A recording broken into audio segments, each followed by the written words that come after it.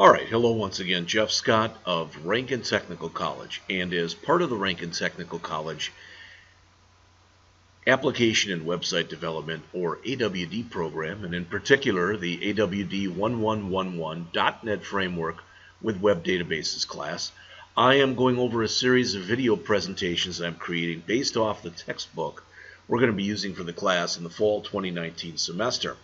That book is ProASP.NET MVC 5, as you see right here. I'm now in the middle of Chapter 3, and we're talking about dependency injection. All right. They mention here on the top, I'm on page 57, C# does not provide a built-in way to easily create objects that implement interfaces, except to create an instance of the concrete component with a new keyword. So you end up a lot of times writing code that may seem a little bit more complex than it has to be. All right. So they give an example right here, and they show this. And these components are tightly coupled. Remember, we're shooting for stuff that's loosely coupled. So as the author says here on the bottom of page 57, what is necessary here is a way to get objects that implement an interface without having to directly create the object. And the solution for this is known as dependency injection or inversion of control. Now, dependency injection, typically called DI, notice it's another design pattern that helps allow for this loose coupling to take place. All right. And they mentioned this is an important concept central to effective MVC development, and it can cause a lot of confusion. Well, before we even go into this, what I did was I went out to wikipedia.org, which is, I go out there at least sometimes, okay, and looked up dependency injection. Now, you may like what they say here better than what's in the book, or not as well. But notice they say it's a technique whereby an object or a static method supplies the dependencies of another object. All right. The dependency, as it says, is an object that can be used. Okay, it's also known as a service. An injection is the passing of a dependency to a dependent object, so the client that wants to use it. The service is made then part of the client's state. Passing the service to the client rather than allowing the client to build or find the service is a fundamental requirement. You are trying to achieve this separation of concerns, and you're trying to make your programs as easy to understand and utilize as possible. A lot of the stuff that we do in here, a lot of stuff that's done in your period, is complex. All right. As they say, dependency injection is one form of an inversion of control. We just saw that in the book. It supports the dependency inversion principle. Notice the client delegates the responsibility of providing its dependencies to external code. The client is not allowed to call the injector code. It is the injecting code that constructs the services and calls the client to inject them. All right. And they get into more depth and breadth of coverage there. I think, at least for now, that's enough. So a natural question would be, okay, that may or may not make any sense whatsoever. But are we going to need to know this for this class? Are we going to need to know this for this for the class and for the projects, etc., that we're going to create? The idea is at least you have gotten an exposure to it. All right. As mentioned here on page 58, there's two parts to the dependency injection pattern. First is to remove any dependencies on concrete classes from the component. All right. And they're showing how this is done. So the constructor for the password reset helper, which is right here, remember the constructor always has the same name as the class itself, is now said to declare a dependency on this interface, meaning it can't be created and used unless it receives an object that implements this. The second part of the dependency injection pattern is to inject the dependencies declared by the password reset helper class when you create instances of it. That's the actual injection. And as it says, all this really means is that I need to decide which class is going to implement the interface that's going to be used. Now, did that help any? I don't have a clue. How much am I going to go into this in the classroom? I don't have a clue of that either. All right. The author says, I have resolved my dependency issue, but how do I instantiate the concrete implementation of interfaces without creating dependencies somewhere else?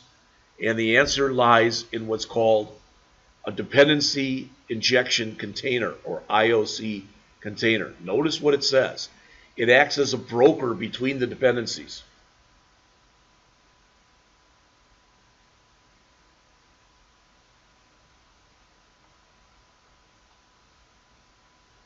I do not need to write my own container. There are a bunch that are available. We are going to see Ninject in this book. The author uses it in several places. So I'm going to hold off on the rest of it until that time. A good DI container, they mentioned 3 things.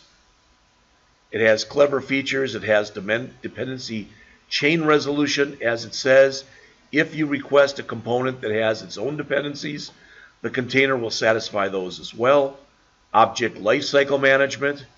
If you request a component more than once, should you get the same instance each time or a fresh instance?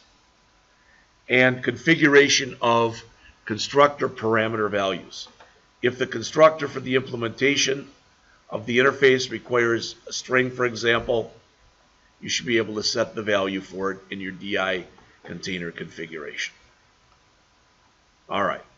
Writing your own DI container is an excellent way to understand how C# and .NET handle types and reflection. All right. But it's not the kind of thing you're typically going to do in a beginning class. All right.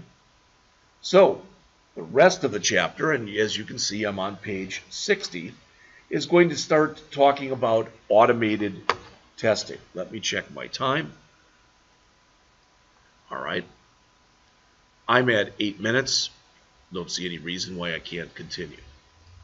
Okay. The ASP.NET framework is designed to make testing as easy as possible. What the author does in this book quite often as he introduces new features, new functionality, is many times in very many of the chapters, he will have an example application that he creates. All right. And afterwards, he will write unit, or maybe even while he's doing it, he'll write unit testing for it. And as he says here, in broad terms, web app developers today focus on 2 types of automated testing. The first is unit testing. All right.